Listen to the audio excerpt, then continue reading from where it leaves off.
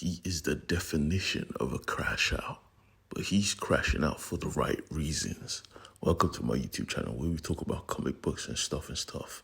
And this is Minor Threats Issue 2. Try not to get lost in the source of this new series. Go check out my first video before you watch this one. Now, get comfortable because it's about to get crazy. The first thing we see is a puzzle, and right above it we see blood.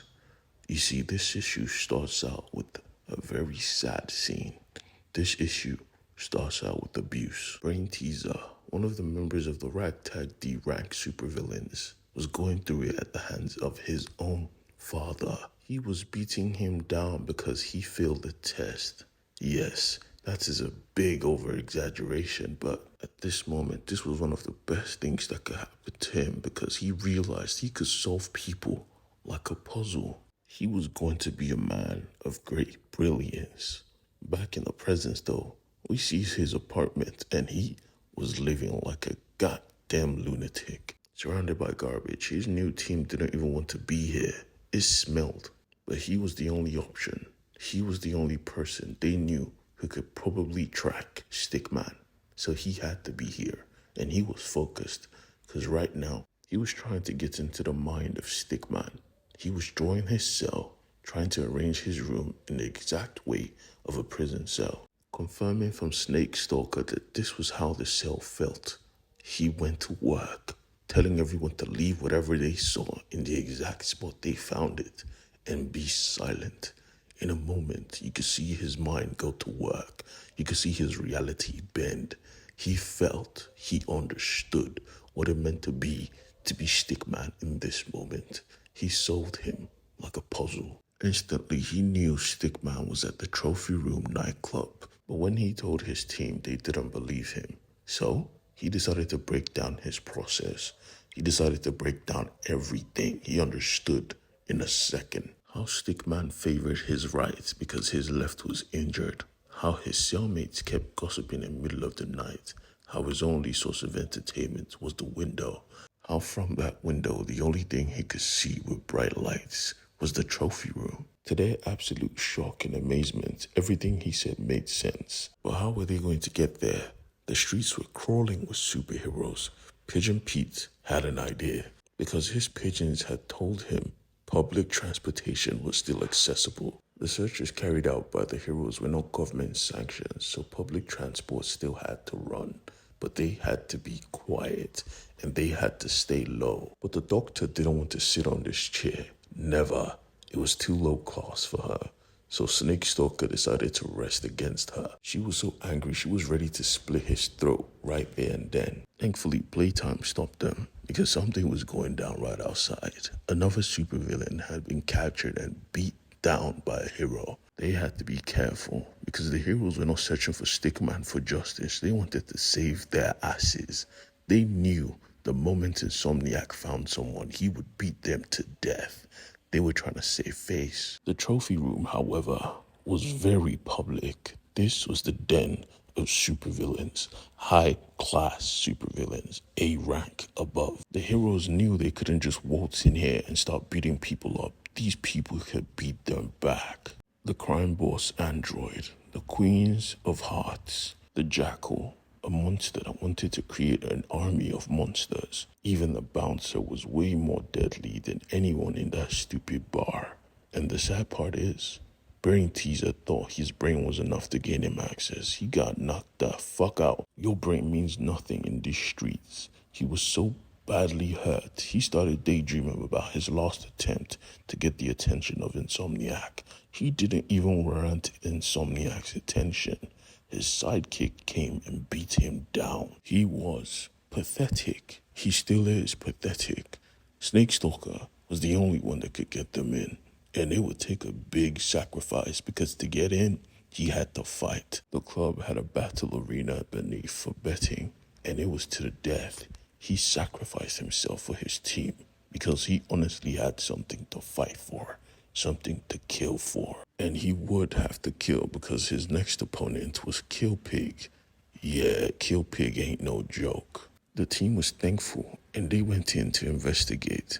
They were actually surprised that this all worked out. They tried to give Brain Teaser some props, but the cocky prick just kept feeling himself. But they had a mission, and they had to carry it out. Their friend was fighting to the death because of this. They had to be serious. So they went around asking whoever they saw. Even the doctor did her fair share.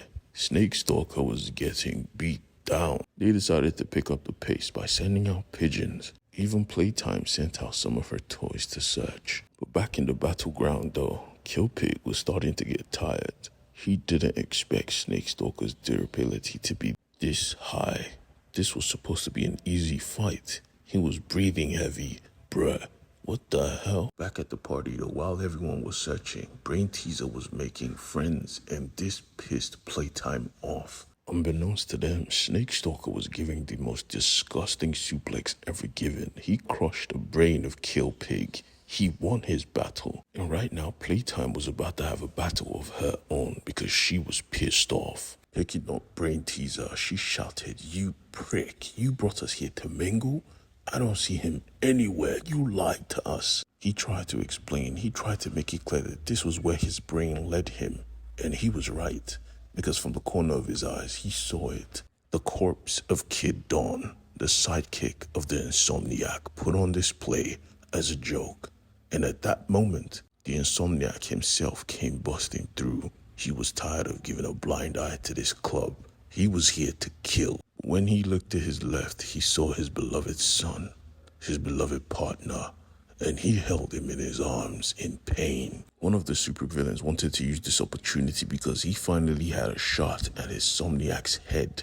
He was ready to take it, but Insomniac simply whispered to the corpse of his sidekick, "I will make them hurt. I promise." Before turning around, using his leg, he shattered the knees of this supervillain.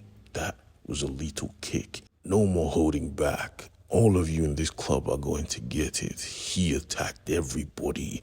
I mean everybody. He was decimating forces like they were nothing. He told his drones to attack for the kill, and they attacked for the kill. You could see supervillains actively crying and worried for their life. This guy was a horror movie. Our D-rank team had to survive. They had to run. But from the corner of Playtime's eye, she saw them. Stick boys, minions of the Stick Man.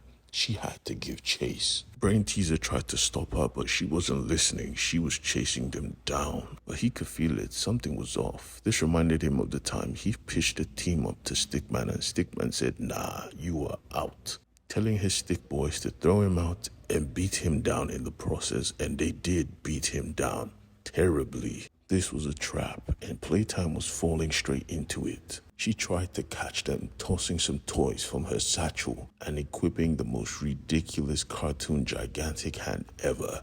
She was doing damage, because even if they were toys, they still hurt like crazy. When she was done bringing them to their knees, she asked them a simple question: "Where's Stickman?" And they showed her their throats. They apparently couldn't talk. But sadly, the one behind her didn't care. Behind her was Insomniac himself, and he wanted blood. He attacked, attacking the goons and instructing his drones to bring down the helicopter. No escape. Brain Teaser had to watch all this play out and not be able to stop it. It all played out like it was in slow motion. One of the guards tried to shoot Insomniac, but Insomniac ricocheted the bullet straight through to Playtime's shoulder. It was inevitable, and Brain Teaser was too slow to stop it. Playtime was falling to her death, unconscious. Thank you guys for watching this video till the end. I appreciate you. Don't forget to click on the subscribe button. Alright, peace.